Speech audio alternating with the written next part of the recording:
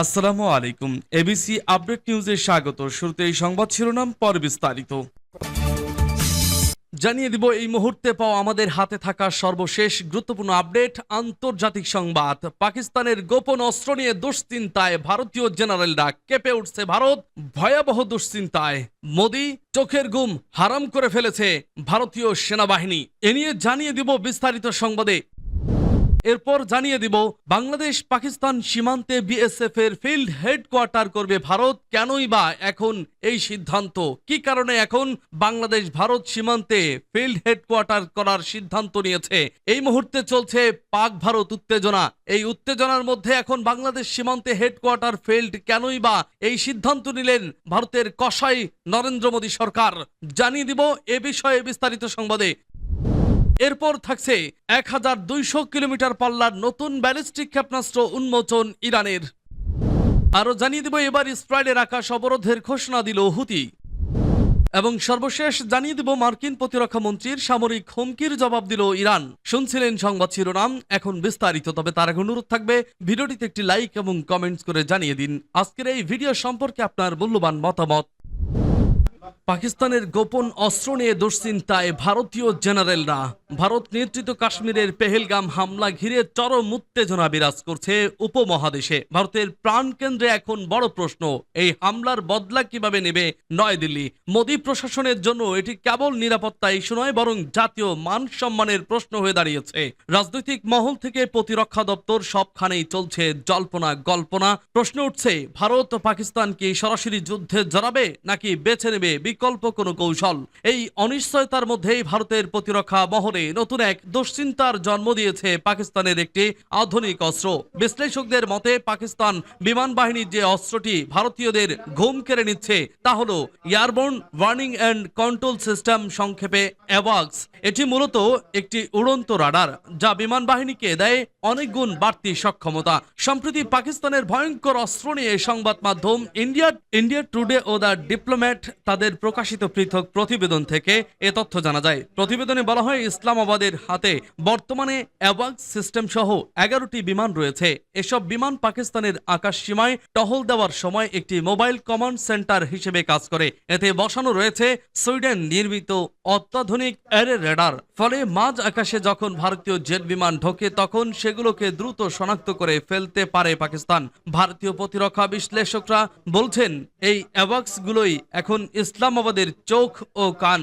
এগুলোর সাহায্যে সীমান্তে পাকিস্তানের নজরদারি ক্ষমতা কয়েক গুণ বেড়ে গেছে। বিশেষ করে ভারতীয় জেট বিমান বা ক্ষেপণাস্ত্র সীমান্ত পেরোলেই সেগুলোর গতিপথ ট্র্যাক করতে পারছে পাকিস্তান বাহিনী।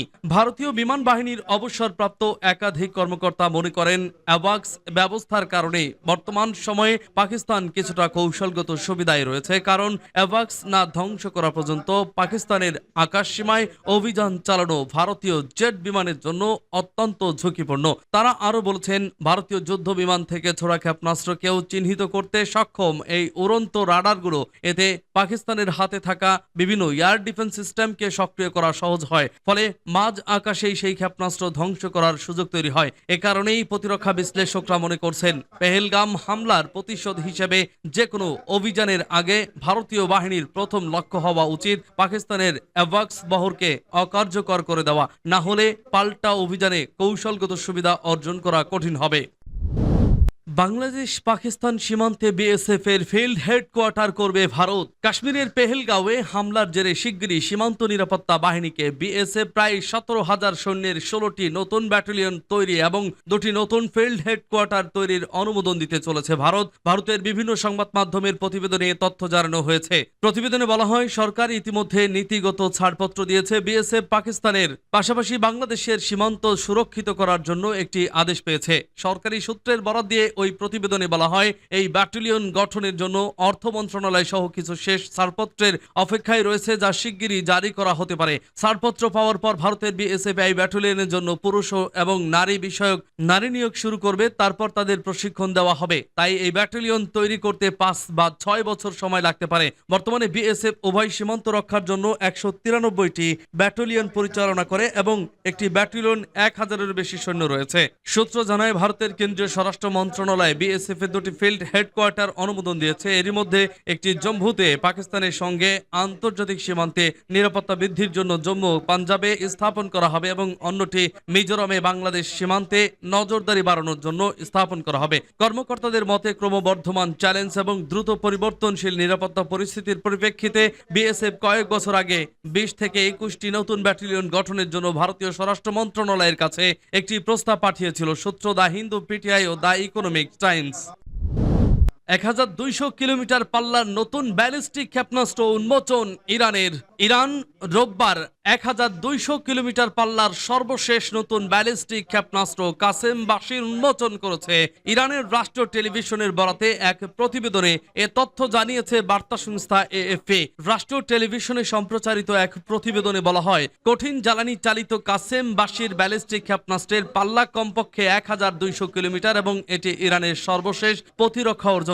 এতে আরো বলা হয়েছে যে ক্ষেপণাস্ত্রটি জিপিএস নির্দেশনা ছাড়াই এবং নির্ভুলতার সঙ্গে একাধিক লক্ষ্যবস্তুর মধ্যে একটি নির্দিষ্ট লক্ষ্যবস্তু শনাক্ত করতে এবং আঘাত করতে পারে। রোববার ইরানের রাষ্ট্রীয় টেলিভিশন প্রতিরক্ষা মন্ত্রী আজিজ নাসিরজাদের সঙ্গে এক সাক্ষাৎকারের সময় নতুন ক্ষেপণাস্ত্রটির ফুটেজ সম্প্রচার করে। নাসিরজাদে সতর্ক করে বলেন, যদি আমাদের ওপর যুদ্ধ চাপিয়ে দেওয়া হয় তবে আমরা শক্ত হাতে জবাব দেব। তিনি আরো জানান, ইরান কোনো প্রতিবেশী দেশের সঙ্গে সংঘাতে যেতে চায় না, তবে তাদের মাটিতে থাকা মার্কিন ঘাঁটিগুলো হামলার লক্ষ্যবস্তু হবে। গত 12 এপ্রিল থেকে টানা 3 শনিবার ইরানের পারমাণবিক কর্মসূচি নিয়ে ওমানের মধ্যস্থতায় তেহরান ও ওয়াশিংটনের মধ্যে আলোচনার পর নতুন ক্ষেপণাস্ত্রটি উন্মোচন করল ইরান। এদিকে পশ্চিমা দেশগুলো ইরানের ব্যালিস্টিক ক্ষেপণাস্ত্র কর্মসূচি নিয়ে উদ্বেগ প্রকাশ করেছে। তারা ইরানের বিরুদ্ধে মধ্যপ্রাচ্য স্থিতিশীলতা বিঘ্নিত করার অভিযোগ করে আসছে।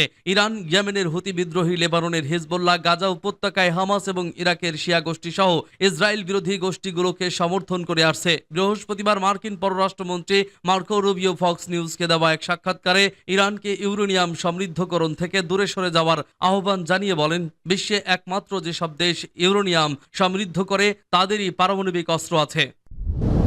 এবার ইসরায়েলের আকাশ অবরোধের ঘোষণা দিল হুতি। ইয়েমেনের হুতি বিদ্রোহীরা ইসরায়েলি আকাশ পরিপূর্ণভাবে অবরোধ বা ব্লক করে দেওয়ার ঘোষণা দিয়েছে। তারা দেশটির বিমানবন্দরগুলোকে বারবার লক্ষ্যবস্তু করবে বলে হুঁশিয়ারি দিয়েছে। হুতির সশস্ত্র বাহিনী বলেছে তারা বিশেষভাবে তেল আবিবের বেন গুরিয়ন বিমানবন্দরকে লক্ষ্যবস্তু করবে। তাদের বিবৃতিতে বলা হয়েছে, হুতির সমস্ত আন্তর্জাতিক বিমান সংস্থাগুলিকে এই বিবৃতিতে উল্লেখিত বিষয়গুলো ঘোষণা এবং প্রকাশের সময় থেকেই অবরোধ কার্যকর হয়েছে বলে বিবেচনা করার আহ্বান জানিয়েছে। সেই সাথে বিমান এবং তাদের গ্রাহকদের নিরাপত্তা রক্ষার জন্য ইসরায়েলি বিমানবন্দরে তাদের সমস্ত ফ্লাইট বাতিল করার আহ্বান জানিয়েছে। হুতি বলেছে, প্রিয়, মুক্ত এবং স্বাধীন ইয়েমেন, লেবানন এবং সিরিয়ার মতো আরব দেশগুলোকে লক্ষ্য করে ইসরায়েল হামলা অব্যাহত রেখেছে, আমরা তা মেনে নেব না। হুতি নিশ্চিত করছে তারা সংঘর্ষকে ভয় পাবে না এবং আত্মসমর্পণ ও সব ধরনের অপমান প্রত্যাখ্যান করবে। 15 মার্চ থেকে মার্কিন প্রেসিডেন্ট ডোনাল্ড ট্রাম্পের প্রশাসন ইয়েমেনে প্রতিদিন বিমান হামলা শুরু করেছে। আরব দেশটিতে 1000-এর বেশি লক্ষ্যবস্তুতে আঘাত করার দাবি করেছে। এই অভিযানের লক্ষ্য হল লোহিত সাগরের জাহাজ চলাচলের পথে ইসরায়েলি এবং ইসরায়েলি সংযুক্ত জাহাজের উপর ইয়েমেনি বাহিনীর হামলা এবং অধিকৃত ফিলিস্তিনি অঞ্চলের গভীরে লক্ষ্যবস্তুতে আঘাত আনার অভিযান বন্ধ করা। হুতি জানিয়েছে তারা ইসরায়েল অধিকৃত অঞ্চলের ওপর 24 ঘন্টাতেই 4টি ক্ষেপণাস্ত্র হামলা চালিয়েছিল, যার ফলে বিভিন্ন স্থানে বিমান হামলা সাইরেন বাজানো হয়েছে। ইয়েমেনের সশস্ত্র বাহিনীর মুখপাত্র ব্রিগেডিয়ার জেনারেল ইয়াহিয়া শারি এক বিবৃতিতে নিশ্চিত করেছেন, শনিবার ভোরে সানাত তেল আবিবের দক্ষিণে একটি ইসরায়েলি সামরিক অবস্থানকে লক্ষ্য করে প্রতিশোধমূলক অভিযান চালিয়েছে। গাজায় ইসরায়েলের গণহত্যা যুদ্ধ শুরু হওয়ার পর থেকে ইয়েমেনি বাহিনী যুদ্ধ বিধ্বস্ত গাজার জনগণের সমর্থনে অসংখ্য অভিযান চালিয়েছে। ইসরায়েলের দখলকৃত অঞ্চলের বন্দরের দিকে আগ্রাসনের ইসরায়েলি জাহাজ ও জাহাজগুলিকে লক্ষ্য করে হামলা চালিয়েছে, সূত্র প্রেস টিভি। মার্কিন প্রতিরক্ষামন্ত্রীর সামরিক হুমকির জবাব দিল ইরান। ইরানের প্রতিরক্ষামন্ত্রী ব্রিগেডিয়ার জেনারেল আজিজ নাসিরজাদে হুঁশিয়ারি উচ্চারণ করে বলেছেন, ইসলামী প্রজাতন্ত্র ইরানের ওপর কেউ হামলার চিন্তাও করলে তার জবাবের কঠোর ও ধ্বংসাত্মক প্রতিক্রিয়া দেখাবে তেহরান। রোববার এক প্রতিবেদনে এই খবর দিয়েছে ইরানের রাষ্ট্রীয় সংবাদ সংস্থা ইরনা। মার্কিন প্রতিরক্ষামন্ত্রী পিট হেগসেথের সামরিক হুমকির প্রসঙ্গ তুলে ধরে নাসিরজাদে বলেন, দুঃখজনকভাবে আমরা দেখছি একদিকে মার্কিন কর্মকর্তারা কথিত আন্তরিকতা ও আলোচনা আলোচনার আগ্রহের কথা বলেন, অথচ অন্যদিকে নিয়মিতভাবে বিভিন্ন মাধ্যমে ইসলামী প্রজাতন্ত্রকে সামরিক হামলার হুমকি দিয়ে যাচ্ছেন। তিনি বলেন, ইরান বিপুল সংখ্যক ক্ষেপণাস্ত্র মজুত করে রেখেছে এবং যদি যুদ্ধ বাধে তবে কোনো দ্বিধা ছাড়াই যে কোনো লক্ষ্যে এইসব ক্ষেপণাস্ত্র ব্যবহার করা হবে। নাসির জাদে আরো বলেন, যদি আমাদের ওপর হামলা হয় কিংবা আমাদের ওপর যুদ্ধ চাপিয়ে দেওয়া হয়, আমরা শক্ত হাতে জবাব দেব। শত্রুদের স্বার্থ এবং ঘাঁটিগুলোর ওপর আমরা পাল্টা হামলা চালাবো, কোনো ধরনের দ্বিধা বা সীমাবদ্ধতা ছাড়াই। তিনি সতর্ক করে বলেন, আমরা আমাদের প্রতিবেশী দেশগুলোর শত্রু নয়, তারা আমাদের ভাই, কিন্তু ওইসব দেশের মাটিতে অবস্থিত মার্কিন ঘাঁটিগুলোর আমাদের হামলার লক্ষ্যবস্তু হবে। নতুনভাবে তৈরি করা ইরানের ব্যালিস্টিক ক্ষেপণাস্ত্র সম্পর্কে প্রতিরক্ষা মন্ত্রী জানান, এই কঠিন জ্বালানি চালিত ক্ষেপণাস্ত্র পূর্ববর্তী মডেলগুলোর তুলনায় অধিক গতিশীল এবং মার্কিন থার্ড ও প্যাট্রিয়ট সহ ইসরায়েলি প্রতিরক্ষা ব্যবস্থা ভেদ করতে সক্ষম। ক্ষেপণাস্ত্রটির পাল্লা 1200 কিলোমিটার বলে জানান তিনি।